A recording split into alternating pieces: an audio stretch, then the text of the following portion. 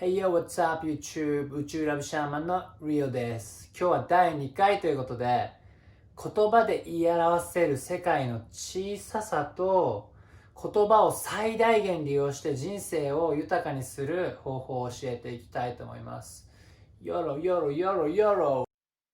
ラララララララ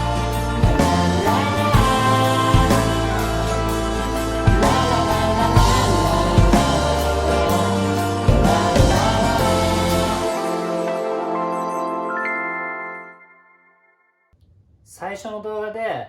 現実は幻想であるってことをちょっと話したと思うんだけど、今日はいかにこの世界が幻想であるかってことを説明するために言葉、俺たちが普段使っている言葉についてちょっと話していこうと思う。俺たちの世界は目に見えるものよりも目に見えないものの方がもう圧倒的に多くて、例えばこのあるがままの宇宙、この世界を 100% としたら目に見える世界の分量って俺 1% ぐらいなんじゃないかって思ってるんだよね。そのぐらい世界はすごく広くて、人間たちが感じ取れる世界っていうのはすげえ小さいっていう風に思ってるのね。で、今日はそんな世界の小ささ、人間の世界の小ささを説明するために言葉について詳しく説明することで俺の言ってることがちょっと分かってくるようになると思うんだけど、まず言葉ってコミュニケーションツールじゃん。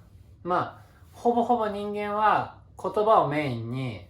例えばジェスチャーとか表情とか言葉以外のコミュニケーションももちろんあるにしろ、メインは言葉でコミュニケーションをとってるわけ。高度なコミュニケーション方法をとってる動物がいて、例えばイルカとかクジラ。イルカのエコロケーションやクジラのソングっていうのは感情をダイレクトに相手に伝えられてるんじゃないかっていう風に言われてて、クジラがバーってこうソング、あるいはイルカがバーってこうエコロケーションで音波を出して、で受け取った方はフーってこう出した方の感情をそのまんまダイレクトに受け取ることができる。もう例えば嬉しい気持ちとかをバーって出したらファーってそのまんまその人が感じてる嬉しさが伝わってるんじゃないかっていう風に言われてるのね。で、それに比べて人間のコミュニケーション、言葉っていうのはすげえ間接的なもので、いわばイルカは超直接的なわけじゃん。もうテレパシーみたいな感じで思ってることを伝えるって。人間思っている時とか感じていることを伝える時にどうするかっていうと、まず感情があるわけじゃん。何かこう感じると。それを言葉に変換して、いわば感情っていうものを言葉にいちいち翻訳して相手に伝えてるわけ。言葉はとっても不完全なコミュニケーション手段なんだよね。もう感情は心の宇宙だよ。無限に広がっていくのが人の感情だと俺は思うんだけど、言葉でそれをどれだけ伝えられると思う？俺は 1% ぐらいしか伝えられてないんじゃないかなって思う時が結構あるんだよね。例えばさ、悲しいっていう言葉あるじゃん。財布をなくして悲しい、失恋をしてしまって悲しい、あるいは誰か大切な人が死んでしまって悲しい。これ3つとも悲しいって言葉で言い表してるけど、本当に同じものかな。友達が死んで悲しい、財布が死んで悲しい、悲しいって同じ言葉で言い表してるけど、俺これ全く別の感情を無理やり悲しいっていうくくりにぶち込んでるようにしか思えないんだけど、もう一個もっと分かりやすい例を挙げると、好きっていう、もう love, like、 もう何かを好きっていう時の好きって言葉あるじゃん。これもカレーが好き、この曲のここがめっちゃ好きとか、あるいは恋をしてあの子のことがめっちゃ好きって、この3つとも全部好きっていう言葉で言い表してるけど、これ本当に3つとも同じ感情なの。同じ言葉で言い表せるようなもんなの。カレーが好き、運命好きっていうのと、あの子のことが好きっていう好きって俺全く違う感情だと思ってるんだよね。それを無理やり好きっていう言葉に言い表してるだけだと思うんだよ。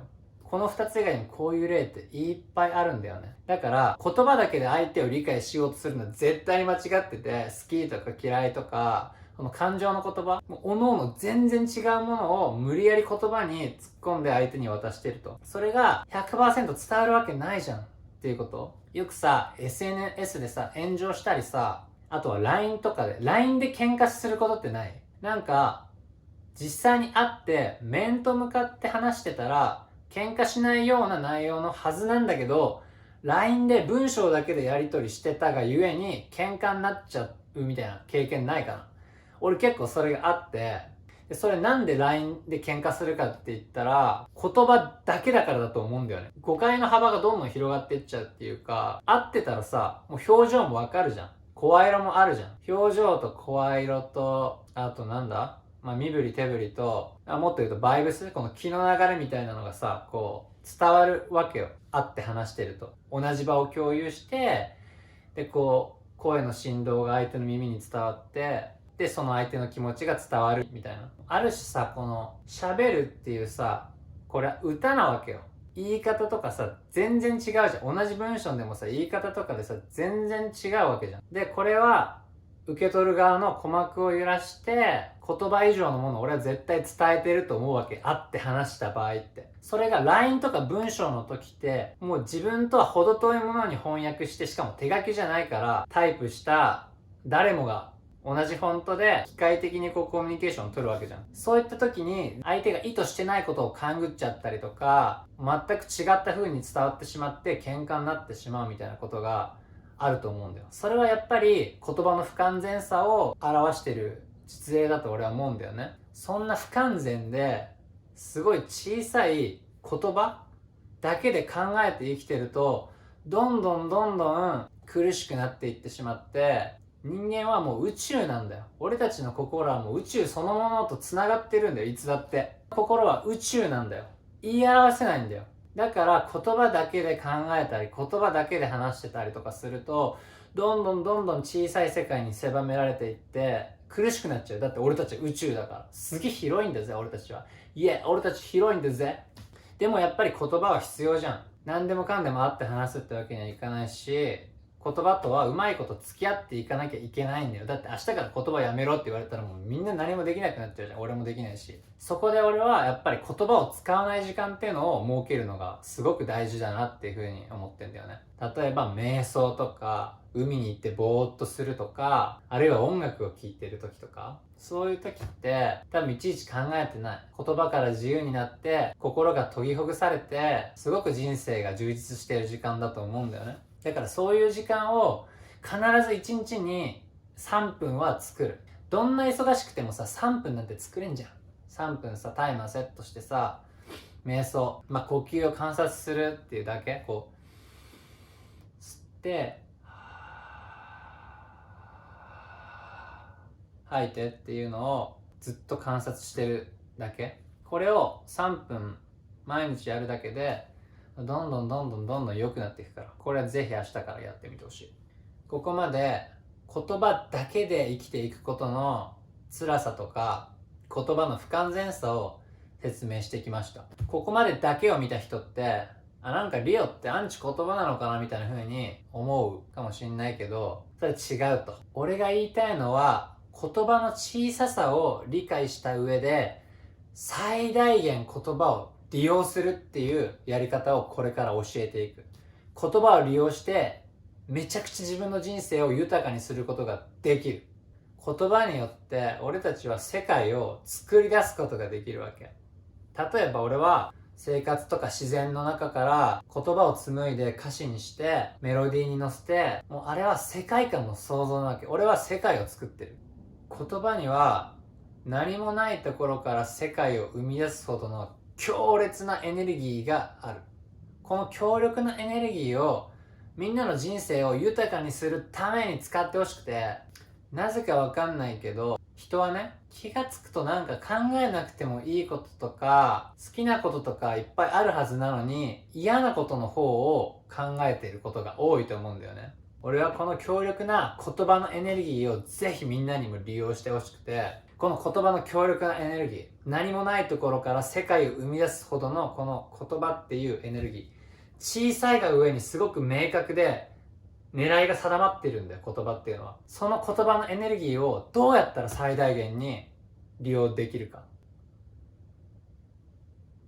ポジティブな言葉を使うこと。これは俺も昔そうだったんだけど、なんか多くの人って好きなことよりも嫌なこととか不安なことばっかり考えたり口にしてしまったりしているよね。これはしょうがないことで、俺たちはネガティブにできてるんだよ。俺たちの祖先っていうのはネガティブだったから危険を察知して生き延びてこれたわけじゃん。要はネガティブだったから危機意識が高くて、あそこに行ったらなんか殺されんじゃねえかとか、あそこに登ってったら落ちて死ぬんじゃねえかとか思ったからこそ生き延びてここまで遺伝子が残ってるわけじゃん。って考えたら、俺たちが全員ネガティブになっちゃうのって結構自然なことだと思うんだよ。だけど今2020年じゃん。もうネガティブで生きる必要なんて1ミリもないんだぜ。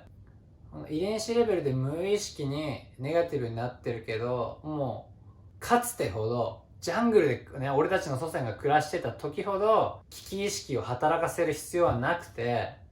だったらそのネガティブな部分を意図的に削ぎ落としていってポジティブになっていく努力っていうのを絶対全員がするべきだと思うんだよね。楽しくないことを考えてたり嫌なこと考えてたりする時って、それは自分にとって嫌な世界を自分で生み出しちゃってるんで、誰しもさ、多分ハッピーに生きていたいと思うんだよ。病みたいとか苦しみながら生きたいと思ってる人って俺そんないないと思うんだよね。だけどなぜかみんななんか嫌なこととか不安なことばっかり考えて、自分にとって不安な世界とか苦しい世界を頭の中で作り上げることで、それがどんどん現実化していって自分で自分をどんどん苦しめてしまってるっていうのが俺現代人の現状だと思うんだよね。これを少しずつ減らしていく努力、絶対みんなやった方がいいと思う。例えば風邪ひいた時、風邪で辛いっていう風に言うんじゃなくて、風邪はひいたけど今はどんどん良くなってってるって言ったりとか、仕事で何かミスをした時は、なんかミスしちゃったってくよくよ考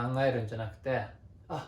私はミスをしたことでもう二度と同じ過ちを繰り返さないで済むっていう風に考えれば、これはもう前向き、ポジティブ、前向きなエネルギーを使うってことはビッグバンに共鳴することだと俺は思ってる。この宇宙はビッグバンによって生まれたとされてるんだよ。ビッグバン、もう大爆発の余韻で未だに時間は前にしか進まないわけ。俺30年生きてきてるけど時間が逆行したことってないんだよ。植物は芽吹いて成長して花が咲いて枯れていって、物質はどんどん朽ちて死に向かっていって、とにかく前に進んでる。それはもうビッグバンの波、ビッグバンの爆発で時間が前にしか進まないから万物そういう風になってるっていう。だから俺たちも前向きな言葉を使うことによってビッグバンの波に乗ることができるんだよ。もうビッグバンの宇宙を始めた超強力で強大な波に俺たちは乗ってどこまでも気持ちよくなっていけばいいじゃん。みんなも後ろ向きな言葉を使ってビッグバンの波に逆らうんじゃなくて、前向きなポジティブな言い方とか考え方を毎日していく練習をすることによって、どんどんビッグバンの波に乗って人生どんどん良くしていこうぜ。じゃあ今日はここまで。動画が良かったなって思う人は高評価お願いします。何か俺に聞きたいことがあったらコメント欄に書いてください。動画を見た感想とか、特に書くことが思いつかない人はグッドバイブスとか宇宙ラブとかコメント欄にぜひ書いて、このチャンネルのさコメント欄を使って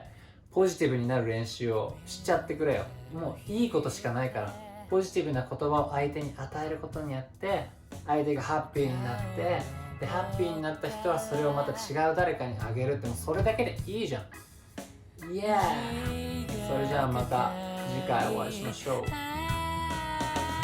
Baby, kiss me like a virgin.